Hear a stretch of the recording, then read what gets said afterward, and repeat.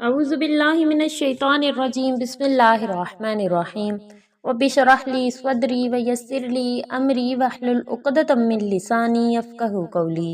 अस्सलामु अलैकुम व रहमतुल्लाहि व बरकातुहू। मुअज़्ज़ज़ सामीन कराम, मेरी प्यारी बहनों, आज मैं जो तरीका लेकर आपकी खिदमत में हाजिर हुई हूँ औलाद के हवाले से दुआ को मनवाने का, तो ये बहुत ही ख़ास तरीका है। सूरतुल फ़ातिहा के साथ ये ख़ास है। मशाइख ने लिखा है कि अगर सूरह फातिहा को ईमान और यकीन के साथ पढ़ा जाए तो हर बीमारी से शिफा होती है। इस सूरह के 30 नाम और भी मज़कूर हैं और शायद कुरान हकीम की ये वो वाहिद सूरह है जो इतने बहुत से नामों से मशहूर है, सूरतुल फातिहा। क्योंकि इस सूरह से कुरान मजीद का इफ्तिताह होता है, इसलिए ये सूरह फातिहा के नाम से कहलाती है। इसका पूरा नाम फातिहतुल किताब यानी किताब का इफ्तिताह करने वाली सूरह है। इस सूरह को अफजलुल कुरान का नाम भी दिया गया है और ये नाम उसकी अज़मत और रिफ़त पर दिलालत करता है।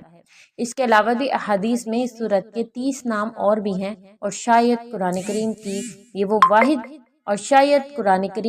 वो वाहिद सूरह है जो इतने बहुत से नामों से मशहूर है। इसका एक नाम उम्मुल कुरान है। इसे उम्मुल कुरान इसलिए कहते हैं कि ये सूरह कुरान हकीम के तमाम मज़ामीन का निचोड़ है और तमाम रूहानी अकायद की बुनियाद है। बाज़ उलमा कराम ने फरमाया है कि सूरह फातिहा मतन है और पूरे कुरान इस मतन की शरह है। इस सूरह को सूरह अश-शिफा भी कहते हैं। इसकी वजह है कि ये सूरह मुख्तलिफ बीमारियों के लिए शिफा की वजह साबित होती है। आप सल्लल्लाहु अलैहि वसल्लम के दौर में एक मरतबा किसी शख्स को सांप ने काट लिया। हज़रत अबू सईद खुदरी ने सूरह फातिहा पढ़कर इस शख्स पर दम किया तो वो ठीक हो गया। तफसीर बेज़ावी में एक हदीस नकल की गई है जिसमें बताया गया है कि सूरह फातिहा तमाम जिस्मानी बीमारियों के लिए शिफा है। आज का वजीफ़ा इसी मुतालिक है।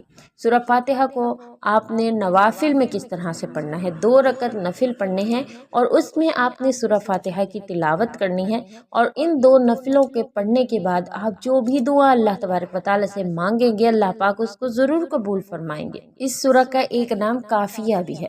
ये सूरह एक मोमिन के लिए हर एतबार से काफ़ी है। ये सूरह दूसरों की मोहताजी से रोकती है।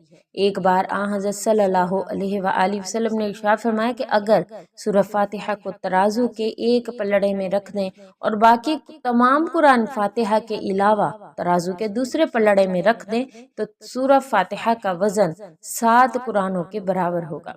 इस सूरत का एक नाम कंज भी है यानी कि खजाना। हज़रत अली रज़ी अल्लाह ताला अन्हु फरमाते हैं कि यह सूरह अर्श इलाही के तमाम खजानों में से अता की गई है।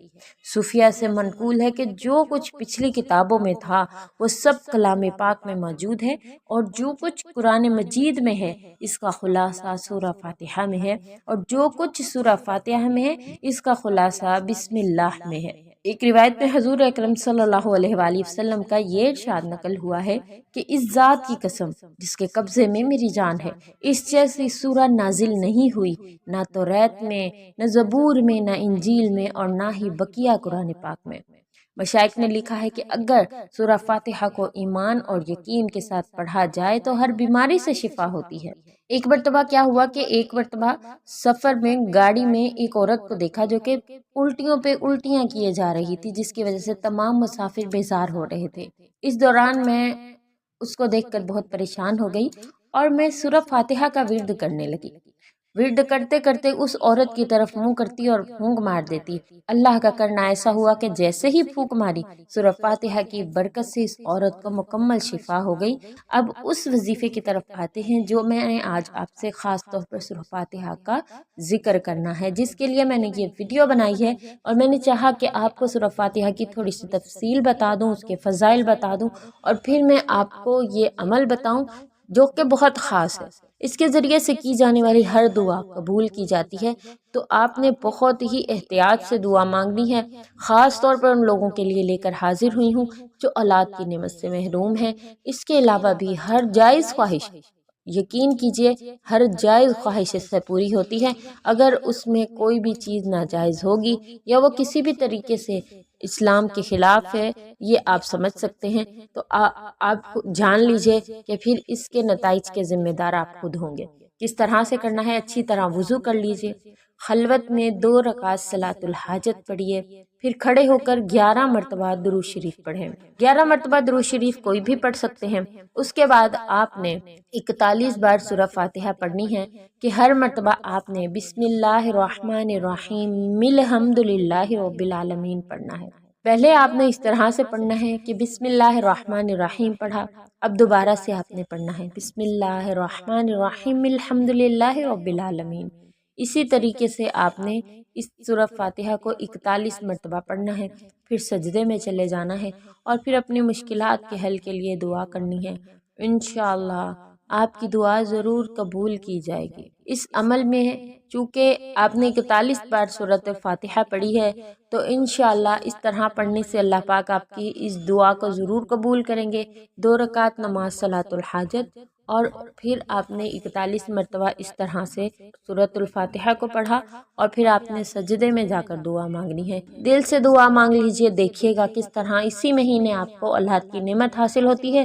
اللہ پاک آپ کی جائز خواہشات کو قبول و منظور فرمائے، اور اگر کوئی ایسی جائز مراد جو پوری نہیں ہوتی تو ہر نماز کے بعد سجدے میں سر رکھ کر آپ نے سورہ فاتحہ کو اس طرح سے پڑھنا ہے کہ جب ایاک نعبد و ایاک نستعین پہ پہنچیں تو 21 مرتبہ اس کا تکرار کریں، پھر سورہ فاتحہ مکمل کر کے سجدے سے سر اٹھائیے، اللہ تعالیٰ سے اپنی جائز حاجت کے لیے دعا کیجیے۔ سورہ فاتحہ کا ایک طریقہ میں آپ کو ویسے بتاتی ہوں کہ اگر آپ نے کسی بھی مقصد کے لیے دعا کرنی ہے تو آپ اس طرح سے کریں گے، جب بھی آپ مسجد میں جائیں جینٹس حضرات یا پھر خواتین گھروں میں ہیں تو وضو کریں اور سجدے میں سر رکھ کر آپ سورہ فاتحہ کو پڑھیں۔ شروع کیجیے الحمدللہ رب العالمین الرحمن الرحیم مالک یوم الدین ایاک نعبد و ایاک نستعین۔ اب اس کو آپ نے 21 مرتبہ پڑھنا ہے، ایاک نعبد و ایاک نستعین پڑھتے رہیں 21 مرتبہ، پھر اہدنا الصراط المستقیم صراط الذین انعمت علیہم غیر المغضوب علیہم ولا الضالین مکمل کیجئے۔ سجدے سے سر اٹھائیے اور اللہ سے اپنی حاجت طلب کر لیجئے، اللہ سے اپنی حاجت کو رو کر گڑ گڑا کر مانگ لیجئے جو آپ مانگنا چاہتے ہیں، انشاءاللہ آپ کی دعا ضرور قبول ہوگی۔ ہر جائز مراد اللہ پاک اس سے پوری فرما دیتے ہیں۔ اگر آپ نے کسی بھی قسم کی جائز خواہش ہے، اولاد کے حوالے سے ہے، کاروباری مسئلہ ہے، کچھ بھی ہے، آپ اس طرح سے دعا مانگیں گے اور روزانہ اس کو اپنی زندگی کا معمول بنا لیں کہ روزانہ 1 مرتبہ کم از کم آپ اس طرح سے ضرور دعا مانگیں گے۔ اپنے لیے دعا کریں گے تو ان پیارے بہن بھائیوں کو ضرور یاد رکھیے گا جو اولاد کی نعمت سے محروم ہیں، اور وہ جو تمام بہن بھائی مشکلات کے شکار ہیں، کسی بھی قسم کی پریشانی کا شکار ہیں، اور اپنے ملک کے لیے لازمی دعا کیجیے گا۔ اللہ تبارک و تعالیٰ اپنی رحمتوں کا سایہ ہم سب پر رکھے، ہماری جائز خواہشات کو قبول و منظور فرمائے۔ میری ویڈیوز جاننے کے لیے اور میری ویڈیوز حاصل کرنے کے لیے میرے چینل کو سبسکرائب کر دیجیے اور بیل آئیکن کا اگر بٹن پریس کر دیتے ہیں تو ہر ویڈیو آپ کے پاس نوٹیفیکیشن کی صورت میں پہنچ جاتی ہے۔ ویڈیو اگر اچھی لگی ہے تو لائک کر دیجیے گا اور اپنے پیاروں کے ساتھ شیئر کیجیے گا تاکہ زیادہ سے زیادہ لوگ اس وظیفے سے فائدہ حاصل کر سکیں اور کسی بھی قسم کی دعا ہے وہ اس کے لیے دعا مانگ سکیں۔